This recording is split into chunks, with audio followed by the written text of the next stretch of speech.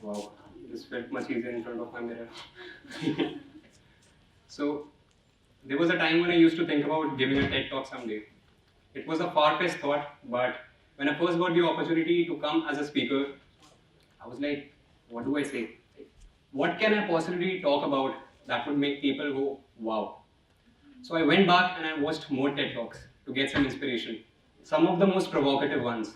And all of them reflected something which was unique to them, which resonated with them.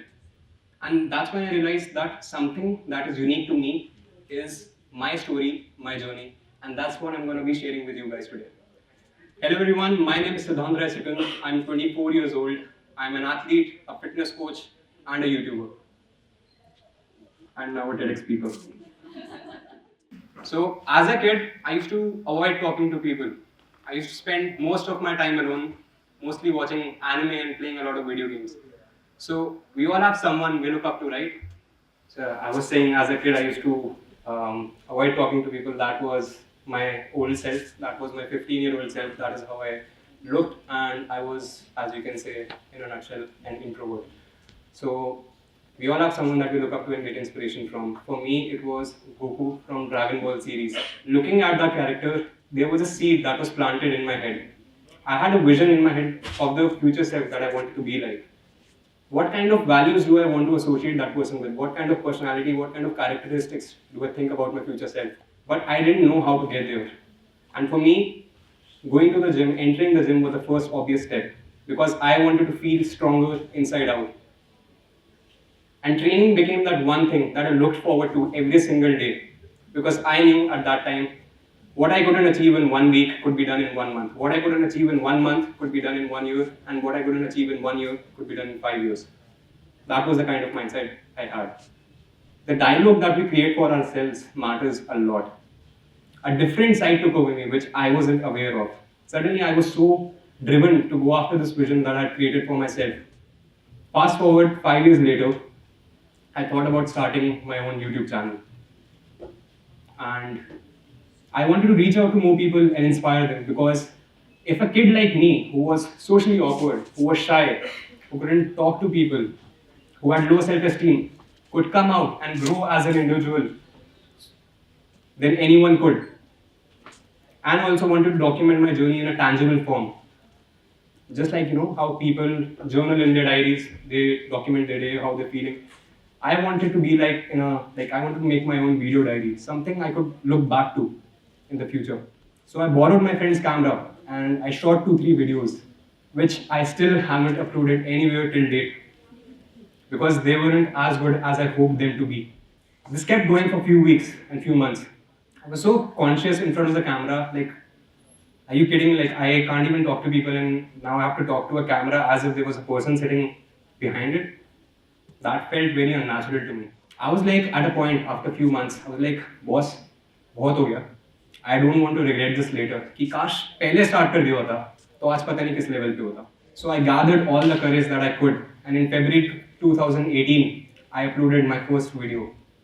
And to my surprise, the response was unexpectedly good, which acted as a boost for me for future videos to come.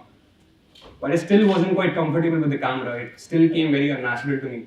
I literally used to struggle making videos. I used to give 40, 50 takes just to get one 30-second clip right. I was like, I don't think I can do this because like it feels like I'm just talking to a wall. Like what am I even talking about? What am I sharing? There's no connection.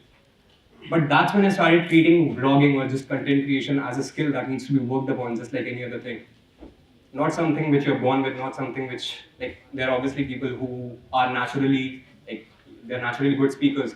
I certainly knew I wasn't that person. So I had to work on it just like a skill. So I tried to push myself out of the comfort zone. I used to try and pick up the camera a few times in a week, just try to talk to it as if I was talking to an actual person who was watching it behind the lens. And I eventually started getting the hang of it.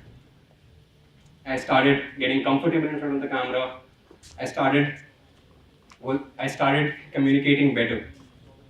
Then after some time, I was able to truly express myself, and I no longer held myself back from the self-limiting beliefs and the doubts that led me to start my channel a bit late.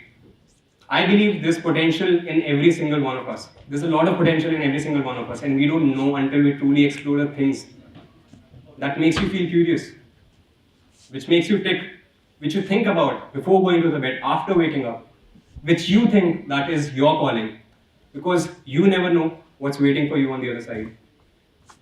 Ladies and gentlemen, if I hadn't stepped foot in the gym for the first time, if I hadn't picked up the camera and tried to shoot those 2-3 videos, which I still haven't uploaded anywhere, I wouldn't be standing here on this stage giving this talk to you. It all starts with one idea, a thought, a vision.